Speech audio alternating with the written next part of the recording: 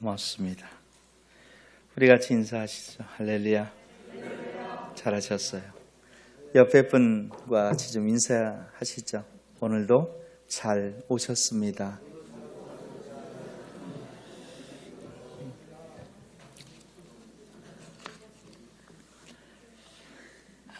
우리가 하는 말 중에 은혜 받았다 라는 말이 있어요. 그 은혜 받았다는 말 안에 하나님에 대한 어떤 사랑, 그죠? 감격, 감동이 들어있죠. 근데 때때로는 그 은혜라고 하는 말을 축소시켜서 우리 스스로 이해하고 해석할 때도 있다는 겁니다. 사실 우리가 하나님께 은혜 받았다라고 하는 말을 가장 많이 적용하는 때가 언제일까요? 아파서 나아요. 문제가 있었는데 풀렸어요. 그것이 사람과의 관계든 어떤 것이든 경제적인 것이 풀리든 그런 때 우리는 은혜 받았다라는 말을 하죠. 물론 분명 하나님 은혜입니다. 그런데 바로 그와 같은 상황에다가만 이 은혜를 집어넣게 된다면 하나님의 그 넓고 크신 은혜를 우리는 우리 스스로 축소시키고 왜곡시켜버리는 잘못을 범하게 된다는 것이에요. 하나님은 우리에게 주시는 진짜 큰 은혜, 그것은 내가 무엇을 바랄 때 그것을 주신 것에 대한 감사가 아니에요. 하나님이 바라시는 대로 내가 되어지는 것이에요. 그러므로 바람으로 그 바람이 이루어짐으로 은혜 받았다라고 말씀하시기보다는 하나님이 바라시는 모습으로 내가 되어져 감에 감사하시길 축복합니다. 실제로 하나님은요, 우리의 바람을 이루어지심으로 기뻐하시는 것보다는 하나님의 바람대로 우리가 되어져가는 그것을 보고 더 기뻐하세요. 그런 우스운 이야기가 있잖아요. 남편이 교회를 잘 안 다녀요. 직분은 받았어도. 근데 부인은 정말 열심히 다닙니다. 그래서 어느 날은 이 남편을 잘 어르고 달래가지고서 은혜 받게 하려고 예배에 참석해 한 거예요. 잘 안 나오던 남편도 나왔어요. 그러니 이 부인이 얼마나 좋겠습니까? 말씀 아니야 예배 전체가 은혜예요. 아멘 입에서 계속 나와요. 여러분도 한번 아멘 해봅시다. 시작. 그런데 그 옆에 있는 남편은요, 아멘이 없어요. 보니까 조용히 묵상을 하죠. 시작하자마자 휴대폰을 보는가 싶더니 그 다음에는 잠을 자. 툭툭 쳐도 아무런 대꾸도 안 하시고서 점잖게 좋으셔. 은혜 받으러 왔던 아내가 화가 자꾸 솟는 거예요. 그리고 돌아갔어요. 돌아가자마자 한마디를 합니다. 여보, 어쩜 그렇게 은혜가 도망나가는 짓만 하니? 나는 너무 기뻐서 아멘 아멘 하는데 당신은 어쩜 그렇게 예배 시작하자마자부터 맞습니다. 맞습니다. 졸고 자니? 가만히 지은 죄가 있으니까 남편이 들을 수밖에 없죠. 그러다가 이 남편이 아내를 향해서 고개를 듣고 한마디를 합니다. 여보, 은혜 받으면 어떻게 되는 건데? 당신처럼 되는 게 은혜 받은 거야? 이 이야기에 좀 생각할 내용이 실은 있는 거죠. 여러분, 우리는 때때로요, 재밌는 것과 은혜 받았다는 것을 착각해요. 재밌다는 것은 감정이에요. 내 마음이 감동된 거를 하나님 은혜로 착각할 때가 있어요. 오늘 특별 집회 때 가보세요. 어떤 TV에서 나오는 목사님들 보세요. 달변이에요. 정말 어떤 분은 사투리인데 그죠? 전라도 경상도 목사님들 그 사투리로 재밌대요. 깔깔깔거려. 박장대소예요. 근데 중요한 건 여러분, 그 재미가 은혜가 아니에요. 중요한 것은 그 말씀 안에, 그 예배 안에 예수님이 들어있느냐라는 거예요. 그리할 때 우리는 그 예수님으로 기뻐할 수 있는 거예요. 오늘 예배하는 이 자리에 예수님이 있길 축복합니다. 내 안에 예수가 있어. 그 예수님으로 기뻐할 수 있는 그 모습.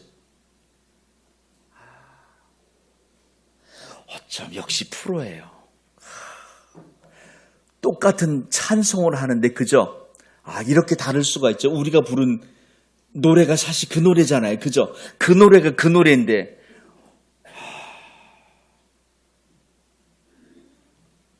왠지 우리는 시냇물 한 바가지 떠먹는 느낌으로 찬송 같고 여기는 정수기에 있는 물 따라서 먹은 것 같은 느낌이 들어. 자, 박수 좀 한번 해주세요. 와, 불렀는데 이렇게 난 좀 들려요.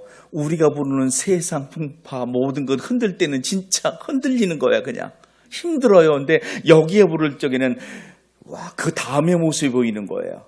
세상 풍파 막 흔들려 힘들어. 그런데 위에 분이 힘을 줘. 와, 할렐루야.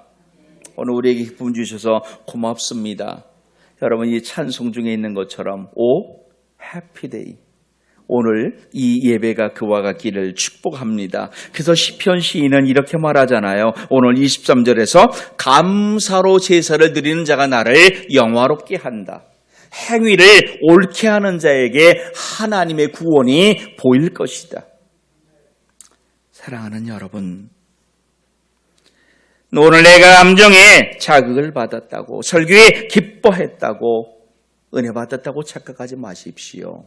내 삶이 말씀으로 변화되어가며 기뻐하시고 그것이 은혜임을 믿으시기를 축복합니다. 그래서 은혜는 깨닫는 거예요. 우리가 이런 말을 들을 때 있잖아요. 내가 언제 은혜 받았다는 거예요. 그런데 여러분, 그 말 우린 이렇게 그럼 질문할 수 있어요. 그럼 지금은 하나님의 은혜가 거기만 있나요? 그때에만 있나요? 지금은 없나요? 때로 이런 말도 하잖아요. 은혜 받고 싶다는 거예요. 그럼 지금은 마음의 은혜가 사라졌다는 말인가요? 여러분, 아닙니다. 거기에 은혜가 있듯 여기도 은혜가 있음을 믿으시기 바랍니다. 그때 은혜가 있듯 지금도 은혜가 있음을 믿으시기를 축복합니다. 그래서 우리는 은혜를 깨닫는 게 중요해요. 삶의 모든 곳에 하나님의 은혜가 있어요. 혹시라도 우리 스스로 내가 그때 은혜 받았는데 그 은혜를 지금 받고 싶다라고 우리 스스로 이렇게 웅얼웅얼 된다면 하나님은 그러시지 않을까요? 그때나 지금이나 달라진 것 없다. 내 마음을 낮춰라. 지금 저 밑에서는 귀로 말씀을 들어가면서 이 주일 음식을 준비하는 분들이 있어요. 어떤 분들은 참 맛있게 드시는 분이 있을 것이고요. 어떤 분들은 별로다 하고 드실 분들이 계세요. 그런데 여러분, 만드는 분들의 차이보다도 실은 뭐가 문제예요? 맛난 것을 많이 먹은 분들은요, 오늘 음식 별로일 거예요. 고기 좋아하는 분들은 오늘 음식 덜 할 수도 있겠죠. 그렇죠? 그런데 그렇지 못한 분들은 만난 거예요. 그래서 예전에는요, 잔치집에 손님들이 많았어요. 한 마을에서 잔치라면 대사였잖아요. 왜? 먹을 게 있어 좋거든요.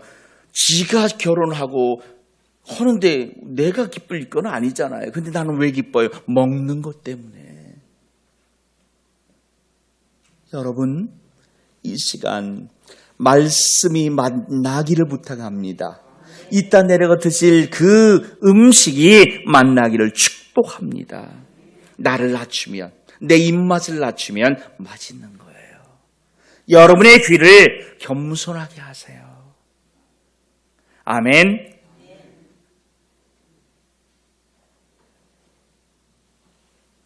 우리의 마음부터 낮추시길 부탁해요. 그리고 그 깨달음에 더하여 지키는 은혜가 저와 여러분 안에 있기를 부탁합니다. 아까도 말했지만 작아지면 크게 보이는 거예요.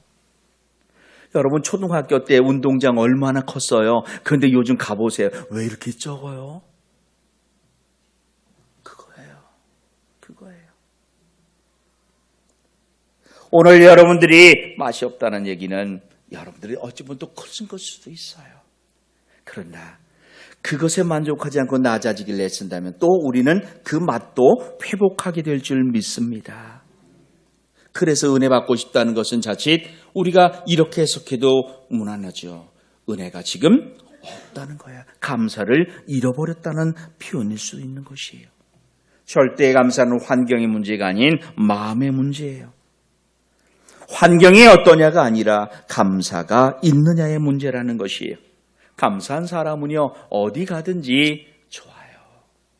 행복하네요. 기쁜 거예요.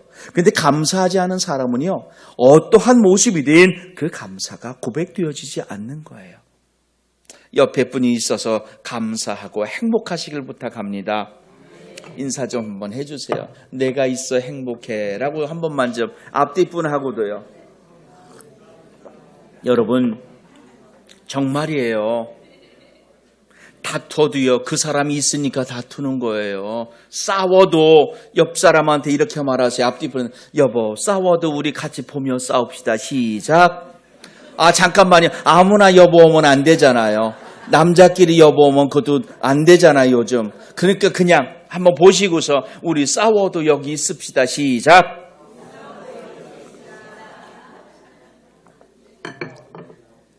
근데 그 다음 답들은 안 하시는 거 보니까 그건 안 되는군요. 그죠? 싸우면 간다 이거예요. 여러분 제 후배 목사님이 있어요. 정말 힘들게 20년께 작은 한 몇 명 안 되는 식구들과 같이 예배를 해요. 지난주 중에 이 친구가 이렇게 문자가 왔어요. 그래서 제가 이렇게 답을 항상 써주는데 갑자기 전화를 그 친구 전화가 오면 저도 철렁해요. 그런데 목사님 잠깐 시간 돼요 그래요. 돼. 뭐 할 얘기 있는 거야 한번 해봐 그랬더니 그런 얘기를 해요. 새벽 기도 때 한두 분 나와서 이제 예배를 하는데요. 그 나왔던 분 중에 어떤 분이 이렇게 편지를 써놓고 갔더래요. 그래서 무슨 내용인가 봤더니 아주 쉽게 말하는 이런 내용이에요. 목사님, 교회가 너무 힘들어요. 그래서 제가 이제 못 나올 것 같아요. 모든 것 개척 많은 목사님 한 사람 한 사람은 정말 생명줄 잡고 기도하지 그렇게 키우거든요. 그런데 두 가정이나 정말 힘들어요. 그래서 저보고서 그래요. 내가 답을 줄 수는 목사님 그만하면 안 될까요? 그만하면 안 될까요? 여기도 거의 20 넘었는데 그래서 제가 어떻게 힘이 못 되니까 그냥 이렇게는 결론 내렸어요. 야, 지금까지 걸어온 걸음이 더 많은데 뒤로 돌아가는 게 더 힘들지 않겠니?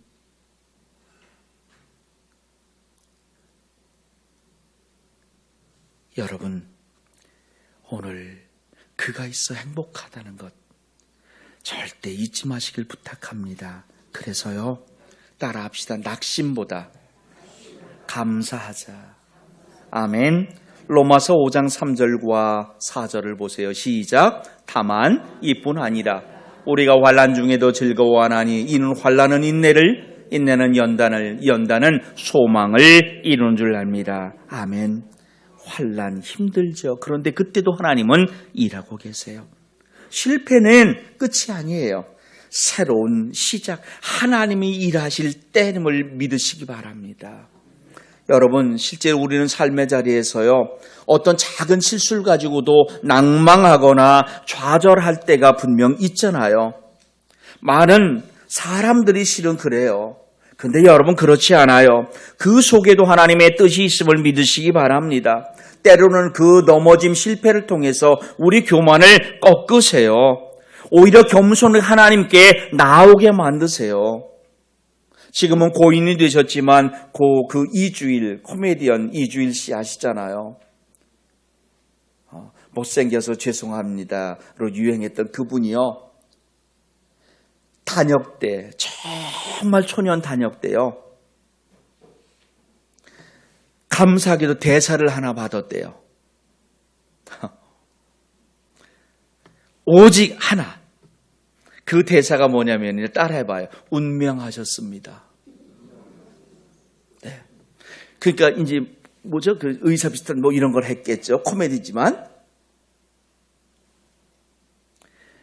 그 누워있는 환자의 눈을 이렇게 한번 까보고서 눈 또 안 움직이니까 운명하셨습니다. 이걸 하는 거래요. 그 수백 번 연습을 했대. 운명하셨습니다. 근데 결정적으로 앞에 환자가 없었어. 그래서 긴장한 나머지 그랬대. 자기 눈을 이렇게 까면서 운명하셨습니다. 근데 그 사람이 코미디언이야. 그 실수 이후에 본 사람들 빵 터진 거예요. 그리고 그의 감동적인 스토리 있잖아요. 그 가수 하춘아 씨와. 그러면서 이 사람이 여러분, 실수에 좌절하지 마세요. 낙심하지 마시고 감사하십시오. 오늘 기도하신 것처럼 그만한 것에 감사하시길 부탁합니다. 그러므로 말하며 따라합시다. 원망보다 감사이다. 아멘. 출애굽기 16장 12절을 보세요. 같이 한번 읽어요. 내가 이스라엘 자손의 원망함을 들어노라. 그들에게 말하여 이르기를 너희가 해질 때에는 고기를 먹고 아침에는 떡으로 배부르니 내가 여호와 너희 하나님인 줄 알리라. 아멘. 광야에서도 만나를 주시는 하나님은요, 지금 우리 삶에서도 일하고 계세요.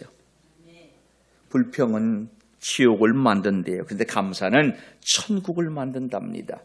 오늘 예배하는 이 자리가 천국이를 부탁합니다. 마지막으로 저는 이렇게 말하고 싶어요. 따라서 욕심보다 감사이다. 아멘. 원망보다 감사이기를 부탁합니다. 욕심보다 감사이기를 부탁합니다. 여러분, 우리는 정말 낙심보다 감사해야 돼요. 욕심보다 감사해야 돼요. 원망보다 감사해야 돼요.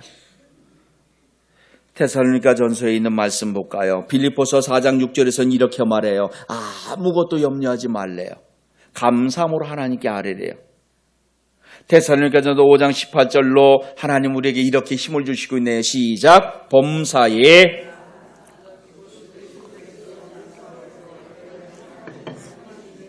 아멘. 여러분, 많은 사람은요, 특별한 기적이 일어날 때 감사하지만요, 하나님은 평범한 일상에서도 감사할 줄 아는 사람을 기뻐하세요. 정말 이랬으면 좋겠어요. 질병 나은 거 감사해요. 그러나 질병 들지 않은 것이 더 감사입니다. 사고 피한 것 기적이죠. 오늘 하루 무사히 지내는 것 감사고 은혜임을 믿으시기 바랍니다.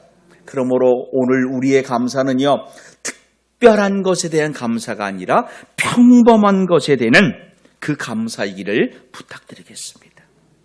우리 예수님도요, 누가복음 23장 46절에서 하나님을 향해서 아버지 손에 내 영혼을 맡깁니다, 부탁합니다라고 말해요. 절망 속에 감사죠. 죽음 속에 신뢰예요. 아버지를 향한 신뢰. 이것이 오늘 예배하는 감사하는 저와 여러분의 모습이기를 부탁합니다. 어떤 아이가 눈이 많이 내리는 날인데 친구 생일잔치에 가야 된다고 땡깡을 놔요. 그런데 눈을 보면 제법 쌓이고 가는 것이 위험한 거예요. 아빠가 말려요. 엄마도 말려요. 근데 어떻게 자식이 이겨요? 그죠? 그럼 정말 조심해서 갔다 와라. 빨리 와라. 아이가 신나서 집을 나가요. 그 친구의 집으로 가요. 그리고 이제 그렇게 길을 가가지고 친구의 집 앞에 이 아이가 서서 노크를 하고 친구의 집 들어가요. 근데 저 멀리에서 한 어리었던 그림자가 이렇게 사라져요. 아이의 뒤를 아버지가 혹시나 해서 쫓아간 거예요. 오늘 하나님이 우리를 그렇게 지켜보고 계심을 믿으시기 바랍니다. 큰 기적 같은 경이로움이 우리에게서 일어난 것이 아닐지라도 하나님은 그 평범함 속에서 일하고 계세요. 이 추수감사절 우리는 먼저 그것에 감사했으면 좋겠어요. 기도합니다. 하나님, 오늘 감사로 제사를 드리는 사람 하나님을 영화롭게 한다고 말씀합니다. 그의 삶에 구원과 축복의 길이 열림을 믿습니다. 오늘로 감사로 하나님께 예배드리는 복된 하루이게 하옵소서. 감사하며 예수님 이름으로 기도하옵나이다. 아멘.